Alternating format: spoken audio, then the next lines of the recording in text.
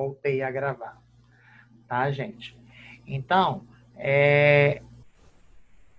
eu estava falando a questão de vocês fecharem os olhos e imaginarem que esse professor é maluco, tá mostrando esse monte de canal, esse monte de receptor, para que ele tá fazendo isso? Ele quer matar a gente de coração.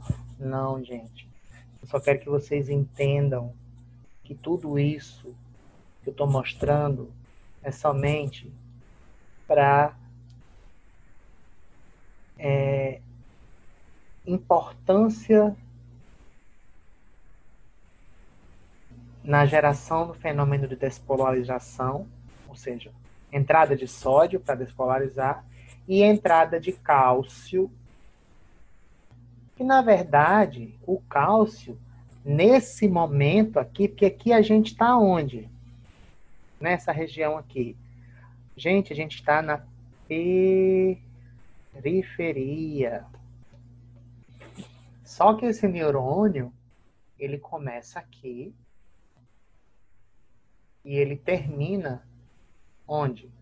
Vamos lá para a figura de cima. Corno dorsal da medula. É aqui no corno dorsal da medula onde esse cálcio que eu estou falando para vocês tem uma importância mais, como é que eu posso dizer, ele é mais relevante do ponto de vista fisiológico dentro do neurônio.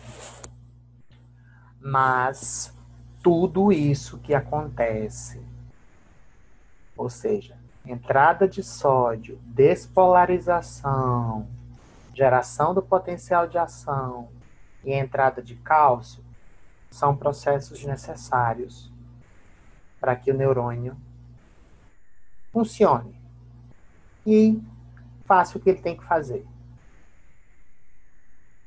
Tudo que ele tinha que, na verdade, tudo que ele tinha que fazer, não.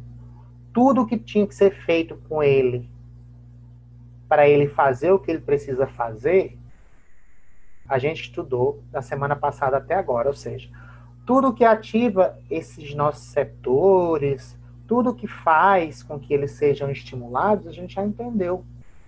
Pelo menos eu espero que a gente tenha entendido. Agora ele está estimulado. Essa região da periferia acabou. A gente agora precisa entender o que acontece aqui, ó, no corno dorsal da medula.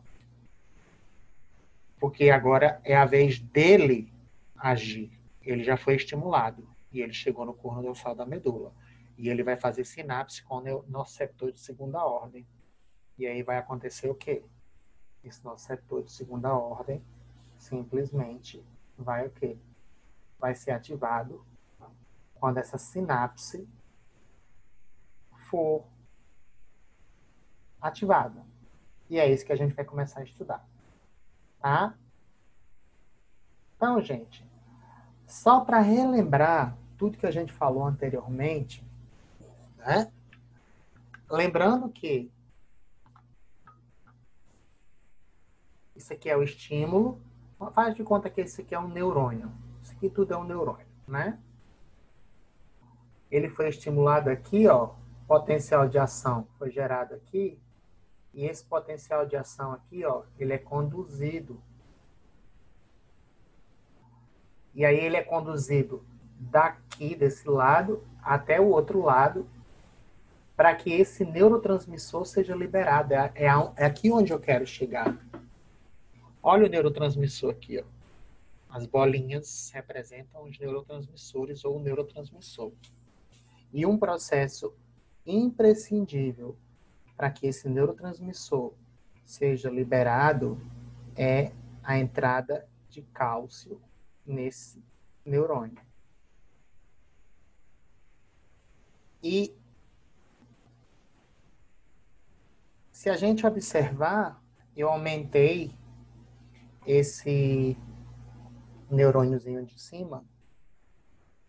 Tudo o que a gente falou anteriormente, aqui é periferia,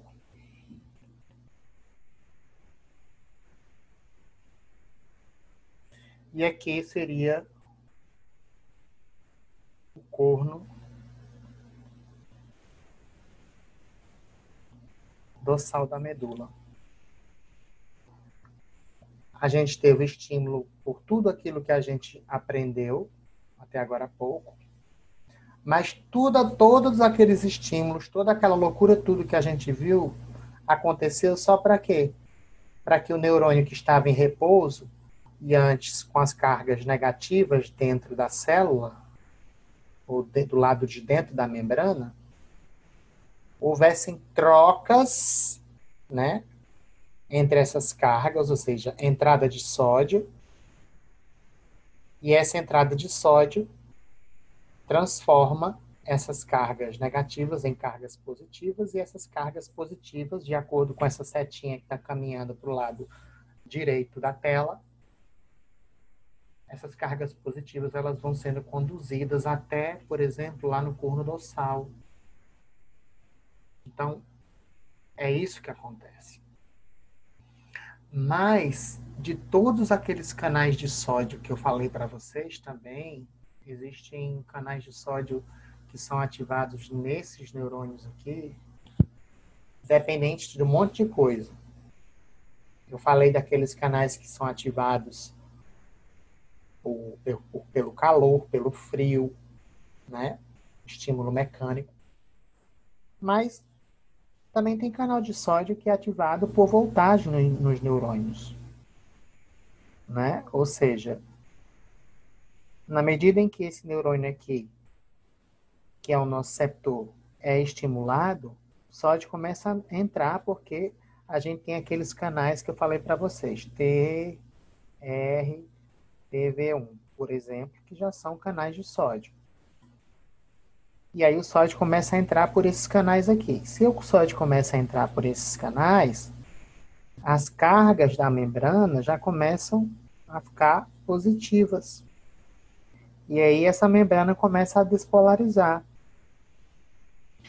E aí esse neurônio, ele também expressa canais de sódio que são chamados de canais de sódio voltagem dependentes, ou NAV, NAV. Esse V vem de quê? De voltagem.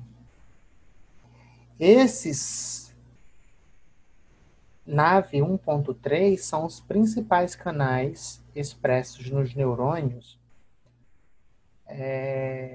do ponto de vista em que, depois que, por exemplo, você tem estímulo injuriante do neurônio, causou injúria, tarará,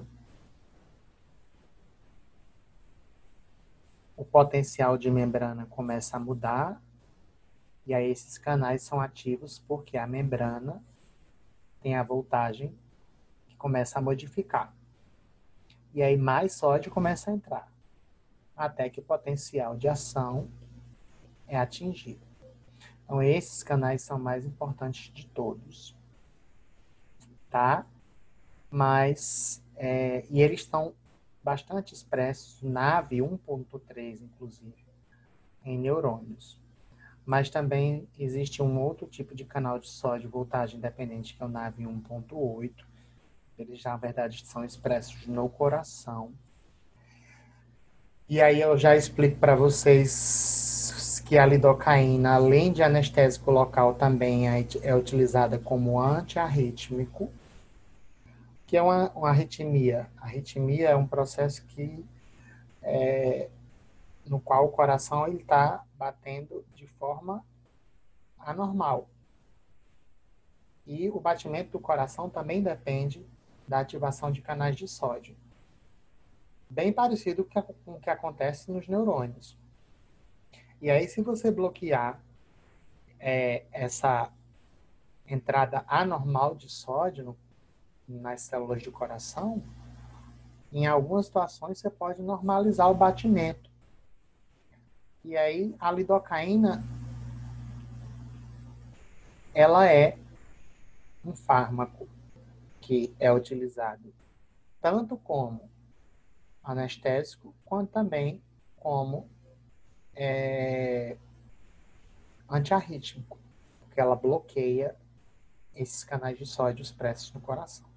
Mas não era aí onde eu queria chegar. Era somente para explicar para vocês que essas trocas de cargas entre o meio extra e entre os meios extra e intracelulares são os principais determinantes para a ativação desses nossos receptores e subsequente, como é que se diz, liberação desses neurotransmissores aqui, que já, mais uma vez, entrando em detalhes, como é que eu posso dizer, esses nossos receptores, eles são, perdão, esses neurotransmissores são liberados onde? Lá no corno dorsal da medula. E é isso que a gente vai começar a estudar, qual a importância. Gente, essa figura aqui, na verdade, esse slide, eu deixei aqui mais para vocês relembrarem o que é potencial de ação, despolarização, mas eu já desenhei, inclusive, isso na aula passada, né, que isso aqui é o processo de despolarização até atingir o potencial de ação. Tarará. Então, não vou parar nesse slide aqui. Tem um textinho aqui que eu deixo para vocês, tá? Explicando direitinho, tá? Os componentes do potencial de ação, do estado despolarizado, tarará. Era aqui que eu queria chegar. É aqui onde eu quero chegar. Então, eu vou dar um intervalo para vocês de 25 minutos para a gente voltar nisso daqui. Porque aqui vai exigir muita cautela e muito oxigênio no nosso cérebro. Na verdade, 23 minutos. São 15 e 12. Tá, gente? Vou parar de gravar aqui.